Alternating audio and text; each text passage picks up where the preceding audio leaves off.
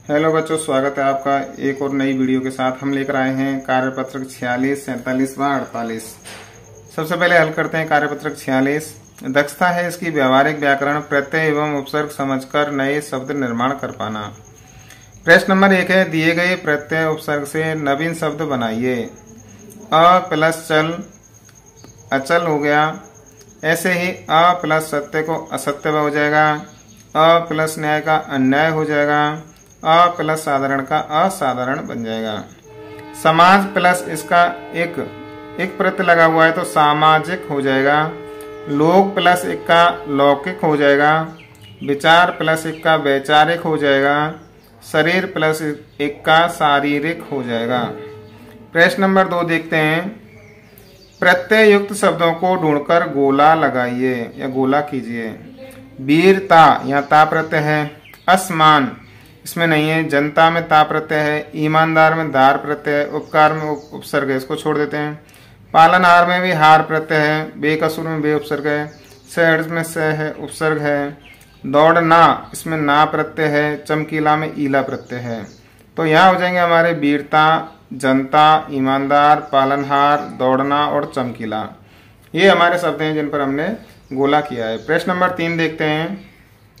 दिए गए शब्दों में से उपसर्ग छांट कर लिखिए। अपमान में अप उपसर्ग है। ऐसे ही कमजोर में कम उपसर्ग है। उपदेश में उप उपसर्ग है। प्रदेश में प्र उपसर्ग है। बाकायदा में वा उपसर्ग है। और निर्धन में निर रा पर हलन लगा के निर उपसर्ग है। प्रश्न नंबर 4 देखते हैं। दिए गए शब्दों के साथ प्रत्यय जोड़कर नया शब्द बनाइए। ठंड प्लस आ का ठंडा हो गया। ऐसे ही चिकना प्लस आहट, इसका हो जाएगा चिकनाहट। मामा प्लस एरा, इसका हो जाएगा ममेरा। धन प्लस वान, इसका हो जाएगा धनवान। लिख प्लस आई, इसका हो जाएगा लिखाई। चमक प्लस ईला, इसका हो जाएगा चमकीला। शक्ति प्लस मान, शक्तिमान। जयपुर प्लस या, जयपुरिया। सुन प्लस हरा, सुनहरा। शक्ति प्लस साली, शक्तिशाली। कार्यपत्रक 47। दक्षता है गद्यांश और पद्यांश को पढ़कर समझ के साथ प्रश्नों के उत्तर दे पाना। दी गई कहानी को पढ़कर नीचे दिए गए प्रश्नों के उत्तर दीजिए।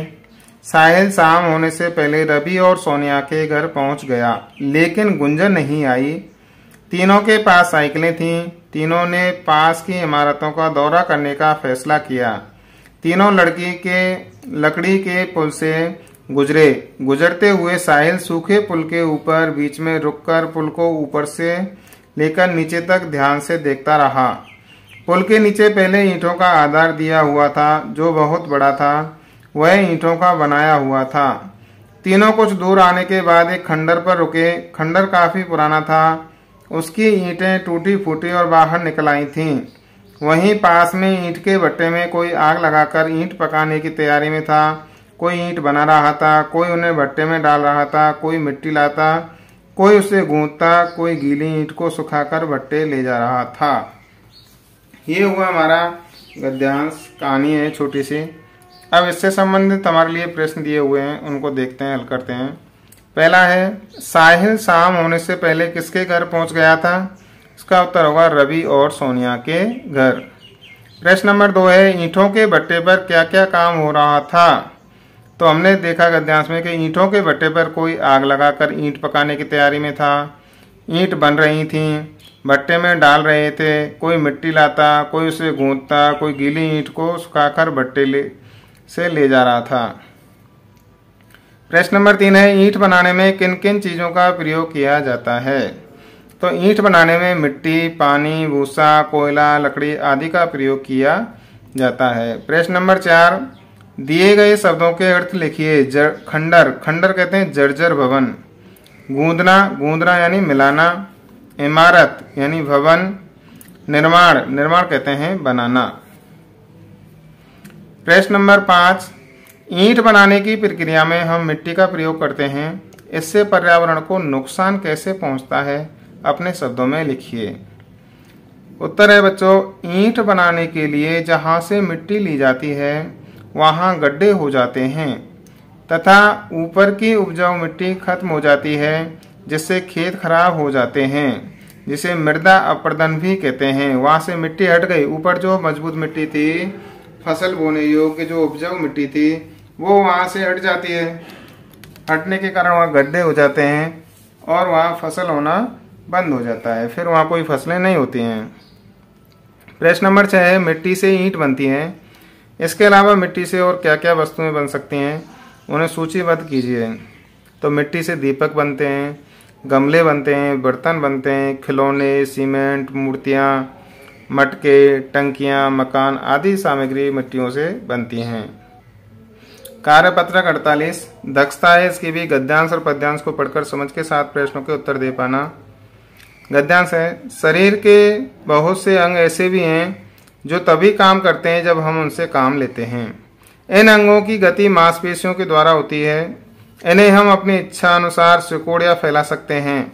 चलना, दौड़ना, झुकना, उठना, मुड़ना, खाना, बोलना आदि अनेक क्रियाएं ऐसी मांसपेशियों द्वारा की जाती हैं जो हमारी इच्छा से नियंत्रित होती हैं।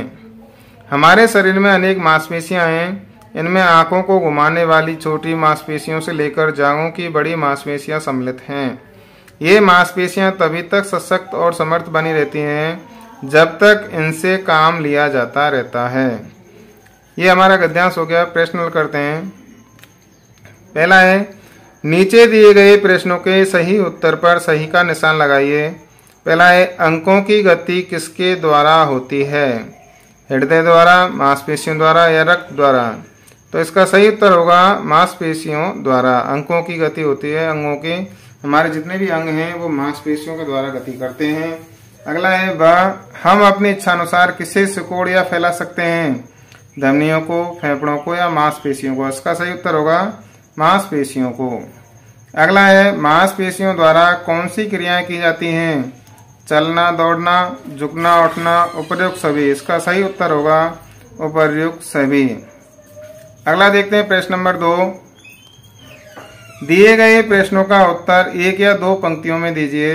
पहला है, शरीर में कौन कौन सी क्रियाएं नियंत्रित और अनियंत्रित होती हैं, लिखिए।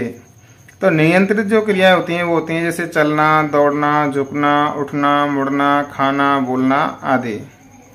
अनियंत्रित जो क्रियाएं होती हैं बच्चों, जैसे हृदय का धड़कना, शरीर में रक्त का बहना, छींकना या मल मूत्र त्यागना, ये अनियंत्रित क्रियाएं होती हैं।